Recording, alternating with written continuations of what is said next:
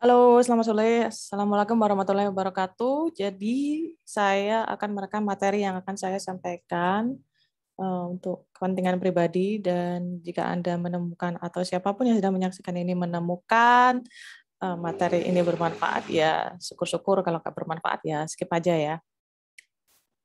Jadi, kita akan share. Nih.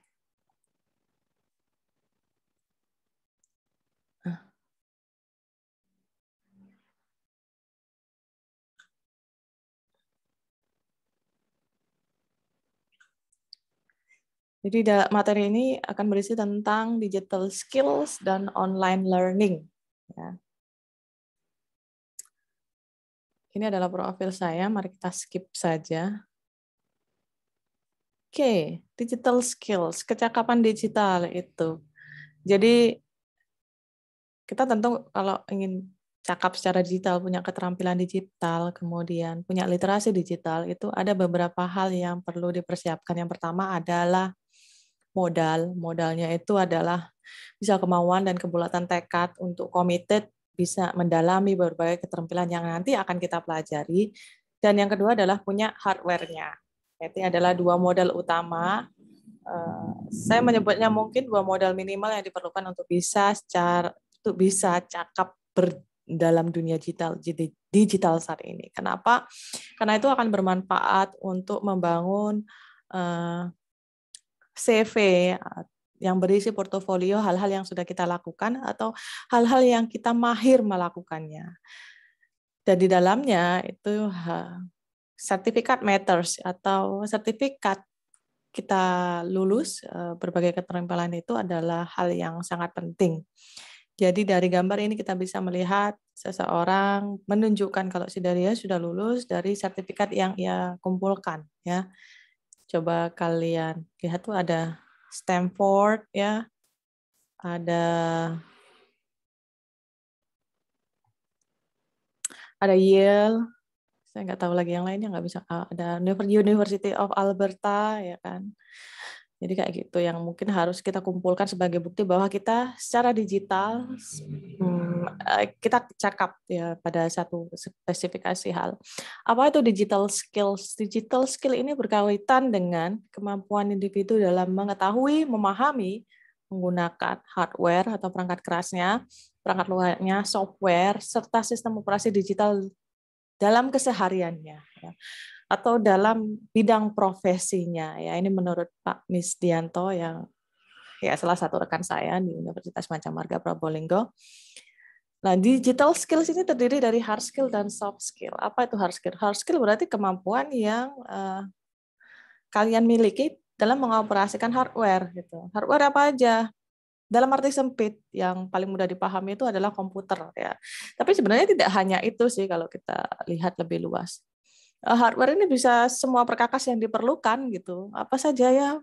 Printer, kemudian bisa memperbaiki printernya, service printer gitu, yang kemudian kita menawarkan jasanya secara online, maka itu termasuk dalam kecakapan digital karena kita menyalurkan jasa itu dan memberitahu orang lain bahwa kita bisa melakukannya. Itu salah satu digital skills, ya.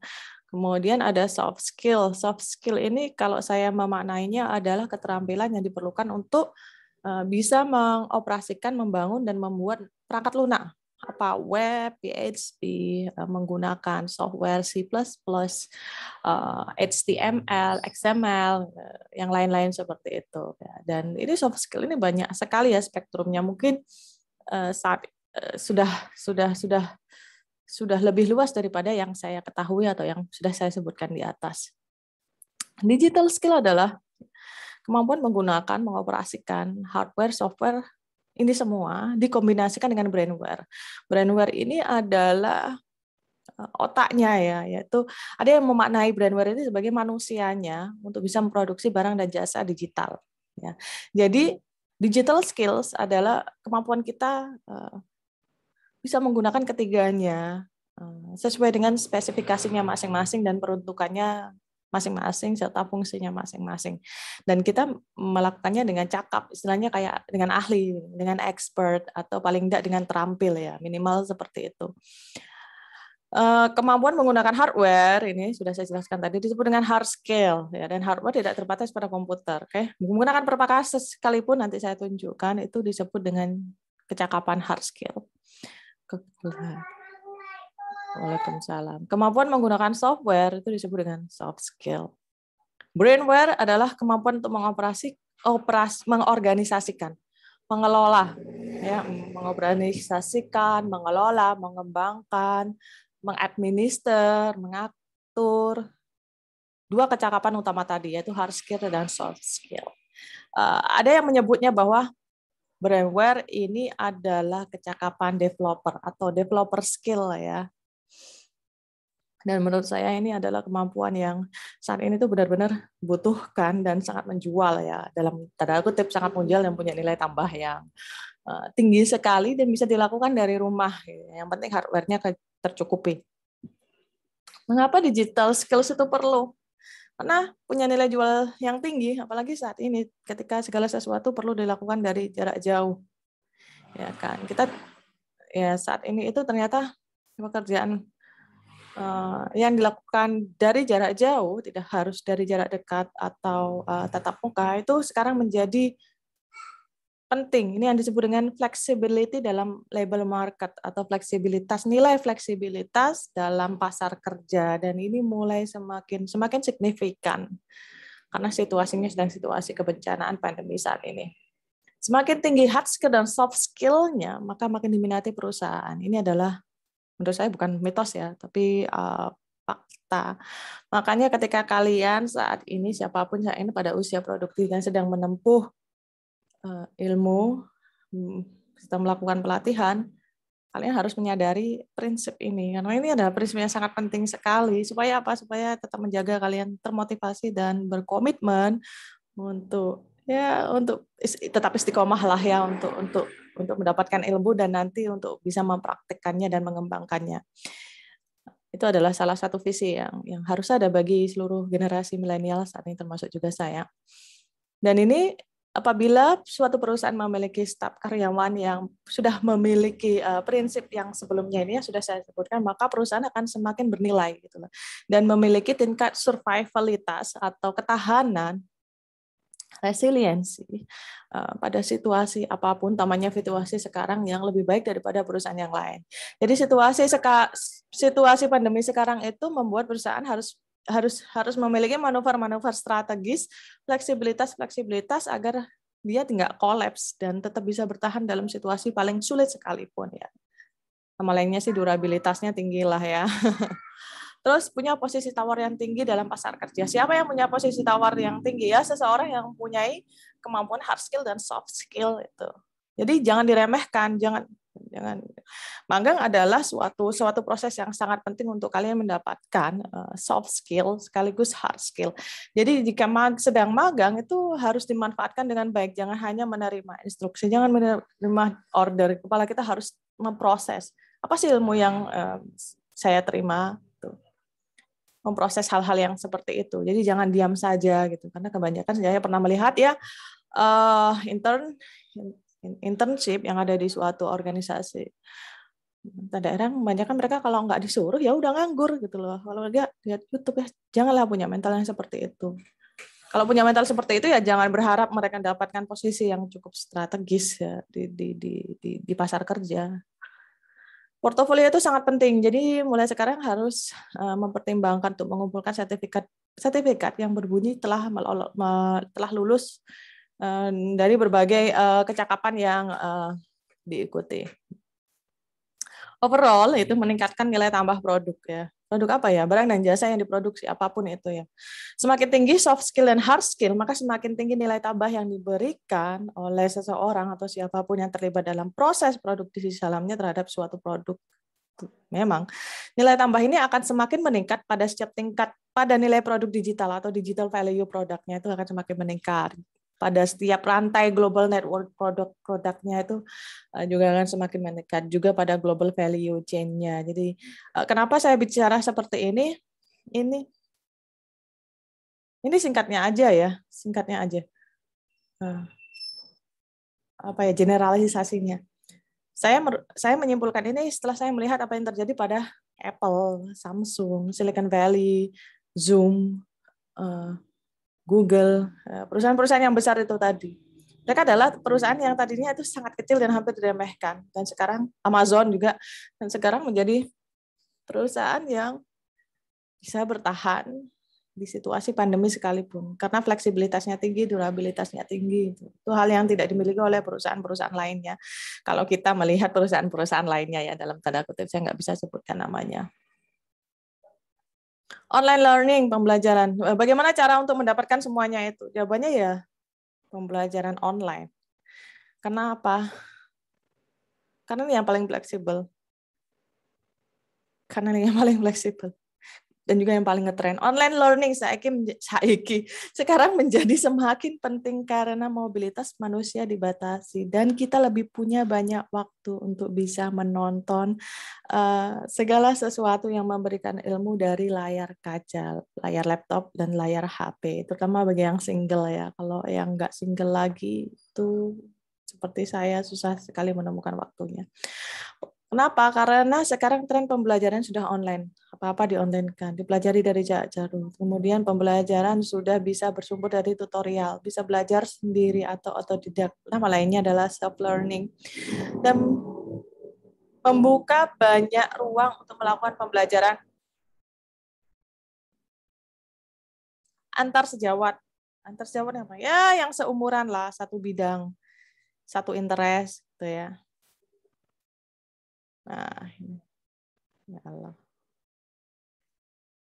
Pembelajaran online. Saya fokus ke pembelajaran pendidikan tinggi ya. Banyak sekali contohnya adalah Skillshare, EDX, ini sudah banyak, Coursera dan Indonesia X ya. Ini adalah contohnya kalau kalian mengunduh di Play Store. HP saya pakai App Store ya. Jadi ya ini Skillshare, istilahnya adalah modul tutorial tentang berbagai hal yang mungkin sangat penting untuk dilihat dan bisa membuat seseorang bisa melakukan sesuatu yang tadinya dia pikir nggak bisa sama sekali. Ada EDX ini diisi oleh kursus-kursus online yang diselenggarakan oleh Harvard dan MIT. Keren sekali kan? Keren banget. Ada Coursera, ini adalah kursus online yang diselenggarakan oleh universitas lain, Harvard dan MIT. Universitas apa aja? Banyak. Yang saya tahu, Yale, Stanford University, Michigan University, Michigan State University, terus. Dan ini yang miliknya Indonesia ya. Nggak adil banget kalau saya nggak mencantumkan miliknya Indonesia, karena Indonesia punya namanya Indonesia X ya. Mitranya itu ada NET, ada EDX juga ya. Tapi ini astaga. Pembelajaran online berbasis pendidikan dasar, lanjutan, dan menengah. Contoh yang paling bagus adalah ini.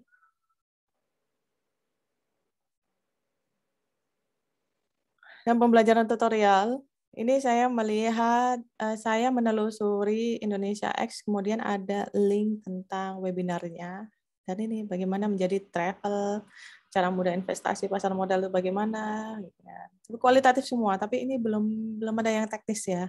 Jadi lebih kayak sesuatu yang memotivasi, bukan sesuatu yang membuat kalian bisa melakukan sesuatu spesifikasi. Dan ini saya yang paling suka, iPhone 6s Plus Replace RAM. Ini di YouTube.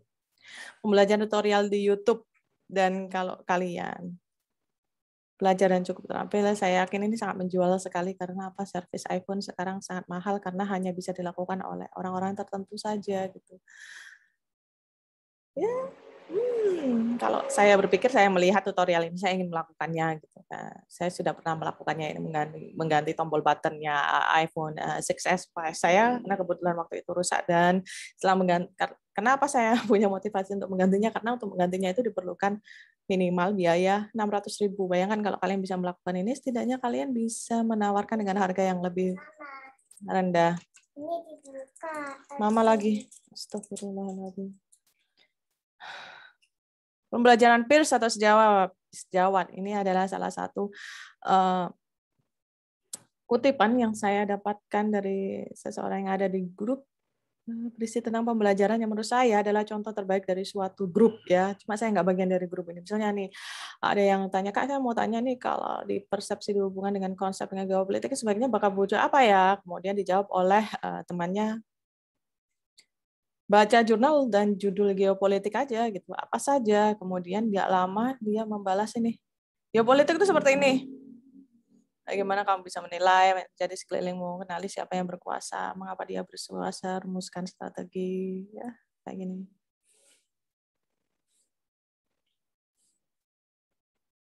Oke, ini adalah contoh peers group. Cuma jarang banget ada grup yang kayak gini tuh ya. Biasanya grup itu kadang ada yang nyampah gitu. Oke, kalau bisa lebih penting daripada itu kalau bisa cari yang gratis. Kenapa? Ini Indonesia X, kursusnya nilainya adalah Rp130.000. Ini sudah diskon. Macam-macam. Gimana ini? Oh, ini bukan Indonesia X ini. Bukan Indonesia X ini. Ini di bukan Indonesia X ini. Saya nggak tahu ini apa ya. Lupa saya. 130.000 web developer bootcamp. Udemy kayaknya ini. Ya, Udemy. Ya, yang kiri ini Udemy. Yang ini adalah ya, Udemy juga ini. Jadi kalau saya pilih klik ini, maka yang muncul ada yang kayak gini nih. Oh, bukan Udemy, ini Coursera. Jadi kursus kalau di Coursera itu 650.000 per bulan. Nah, ini saya nggak tahu ini 130.000 per bulan apa enggak ya.